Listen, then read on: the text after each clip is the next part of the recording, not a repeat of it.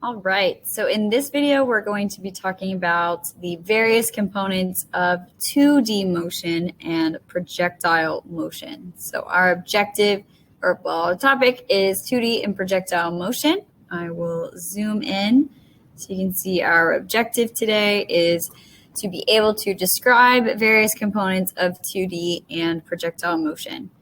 The essential question that you all should attempt to answer in the summary at the bottom of your notes is, what is a projectile and how can we describe its 2D path of travel?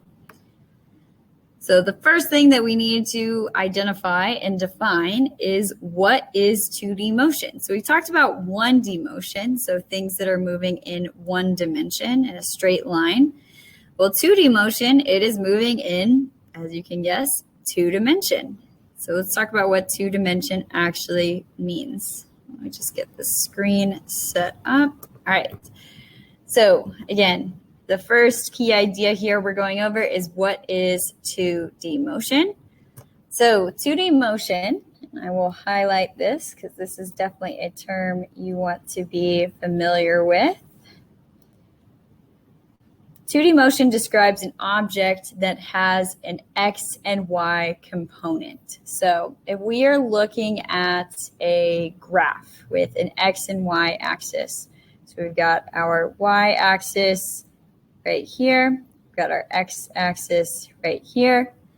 All right, so our Y is going up and down, right? It is our vertical component.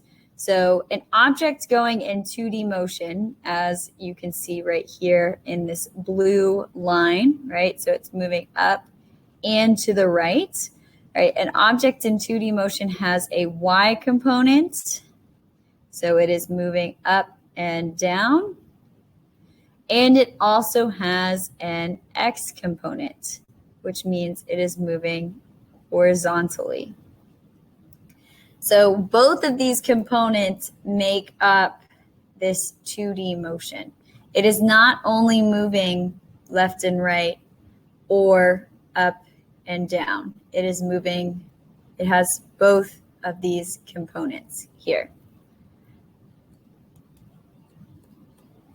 So that describes an object in 2D motion. And I'm going to just delete this, make these notes a little bit prettier. So again, our Y component, our vertical component, and that is not a straight line. Our vertical component, we are looking at moving just up and down. A horizontal component is just moving left or right. Together, when you have both a Y and X component, you have a 2D motion. So again, this line has both a Y and X component to its motion, making it a 2D line. All right, let's move on to talk about what a projectile is. So another definition for you all is a projectile. So a projectile, and I'll highlight this term as well. A projectile is an object launched into space and moving freely under the influence of gravity. So we have talked about the last video about free fall, about how a free falling object, the only force acting on that object is gravity. So projectile motion is basically taking an object, you can throw it, you can drop it, you can kick it. Whatever you're doing, once you have launched it into the air, the only thing acting on that object would be the influence of gravity. So this is what we're talking about with projectile, what a projectile is. Now, we do make a couple assumptions when we're looking at how a projectile moves through the air. The first assumption that we are going to make is that there is no horizontal acceleration, meaning there is no acceleration moving left and right. The only acceleration that you will see is vertically. And that is a terrible not straight line. So the only acceleration that you will see is pressing downward. So you're going to see that downward acceleration from gravity. This is also known as G. And remember, G is always going to be equal to negative 9.8 meters per second squared. So the reason, again, why it is negative, the acceleration due to gravity is negative, because if we're looking at our plane, our coordinate plane, these are our negative numbers. You are moving down in the negative direction if that acceleration is directed downward. So we do indicate that our acceleration due to gravity is always going to be a negative number.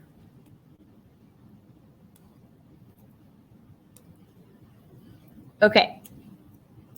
The second assumption that we make as a result of this first assumption being that horizontal acceleration is non-existent, that means our horizontal velocity, which we denote as Vx, so this subscript x just indicates that it is horizontal. It's moving along the x-axis. So anytime you see this subscript, this little number followed by little letter followed by a bigger letter, that's what we call a subscript. All right, so subscripts kind of just give us a little bit further definition. So you all have seen subscripts before, right? When we talk about X initial versus X final and so on. So that's just another thing that we use. So this is talking about the horizontal component of the object's velocity. So how the object is moving from left to right. So what this is saying is that it is moving at a constant velocity from left to right.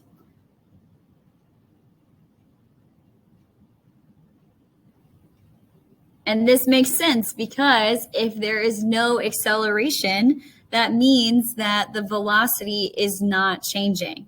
So our velocity stays constant. It is not changing when it is moving from left to right.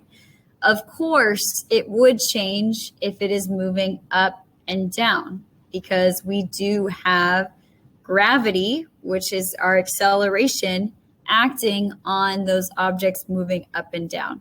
But our assumption that we make is that we have no acceleration from left to right moving horizontally. Therefore, we also have a constant horizontal velocity.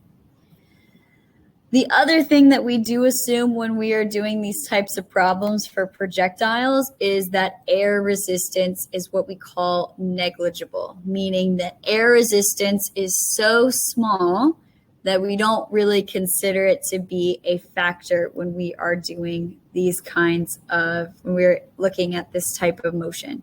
So you all might be familiar with air resistance. If you are not, air resistance is the resistance to gravity. So imagine that we have a person falling, they got into a plane crash. We have a person falling in midair, okay?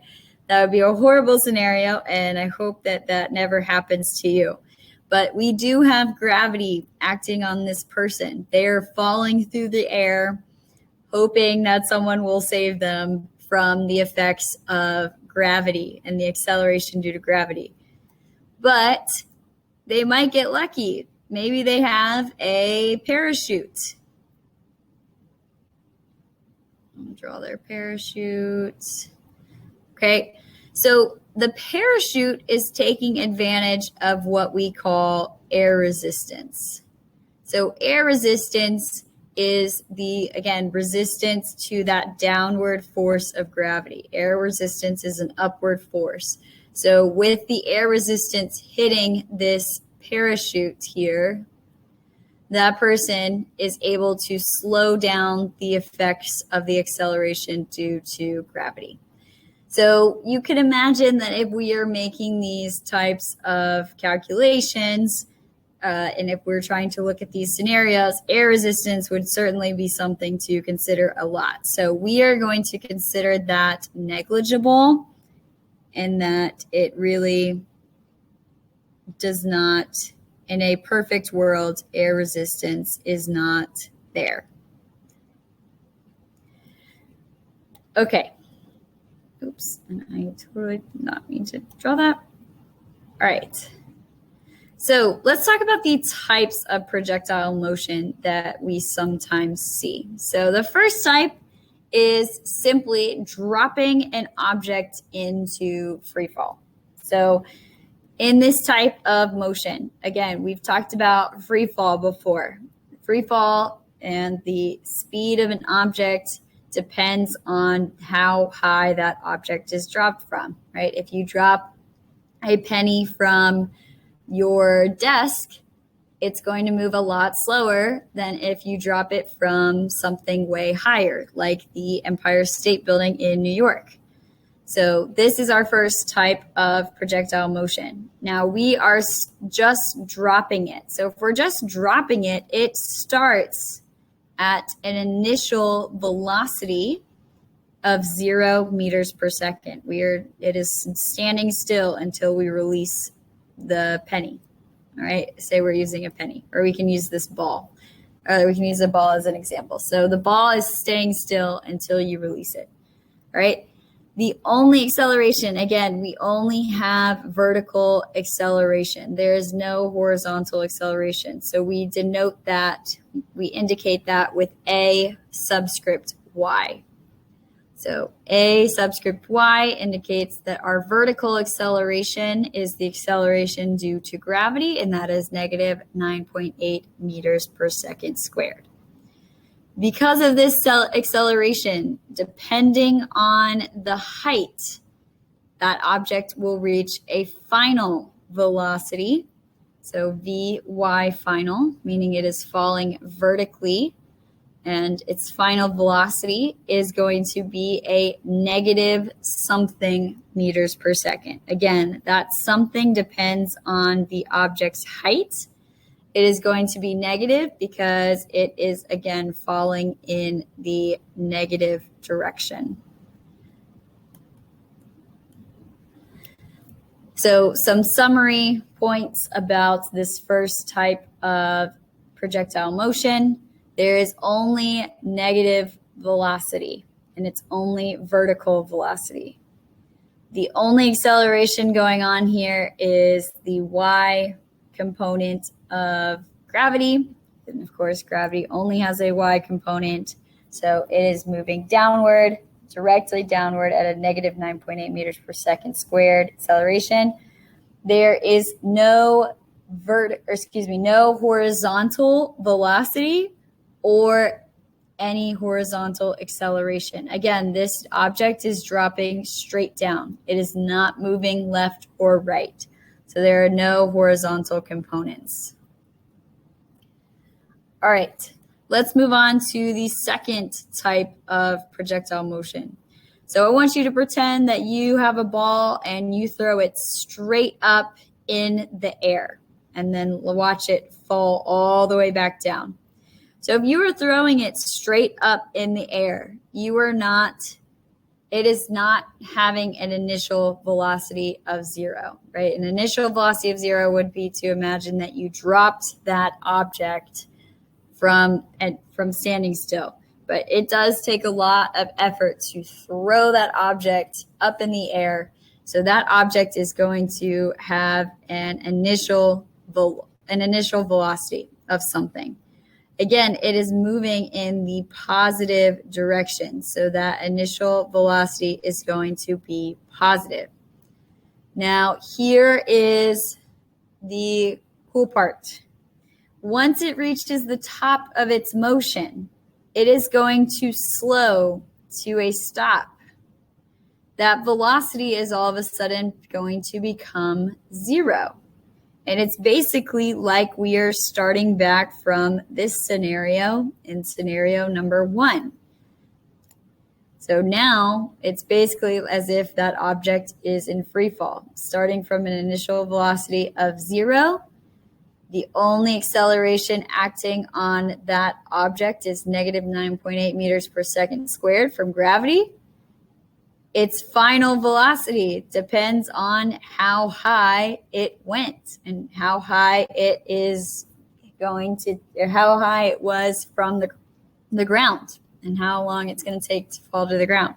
So again, this time now it is moving in the negative direction. So its final velocity just before it hits the ground is going to be negative something, dependent on how high it went. So in this scenario, we not only have negative velocity, we also have positive velocity. It starts going upward and then it starts to travel downward. Again, our only acceleration that is acting on the object is negative 9.8 meters per second squared. It is just acting straight downward. We do not have horizontal acceleration. We also do not have horizontal velocity. All right, the object is just moving up and it is just moving down. It is not moving left or right. So let's talk about a third scenario where that object would be moving left and right. So say you kicked a soccer ball all the way across the soccer field. All right, so you are going for height and you are going for distance with this kick. All right, so you are going to kick it with a certain velocity. All right, it's going to start from your kick with a certain velocity. Let's just say that that velocity is 2 meters per second directly to the right. So again, anytime you're moving right, it is moving in the positive direction. All right. It also will have a certain initial velocity going upward. You're going to the right and upward when you kick it. All right. So this is we have our vertical component, VYI, which stands for our vertical initial velocity. And we have VXI, which stands for our our horizontal initial velocity. All right, so the ball is going to travel along this path. It is going to reach its peak, the highest it will go. Once it reaches its peak, its vertical, and I did not mean to draw over that, its vertical velocity, which is Vy, will become 0, just like we had in this example. It's going to stop moving in the air. However, its horizontal velocity is going to remain the same that it was initially. Okay, because one of our assumptions that we make is that horizontal velocity is constant, meaning whatever your initial velocity is in the horizontal motion, moving left to right, it is going to remain the same throughout this entire path of travel. So notice that horizontal velocity remains the same, even just before the ball lands on the ground. Our vertical velocity becomes 0 because it has reached its peak height. It will no longer be moving upward. Okay, it has not started moving downward. So if it is not moving up and it's not moving down, its vertical velocity is 0. All right, and then we reach its path of travel back to just before it hits the ground. And again, this time our vertical velocity is going to be negative because it is moving downward in the negative direction.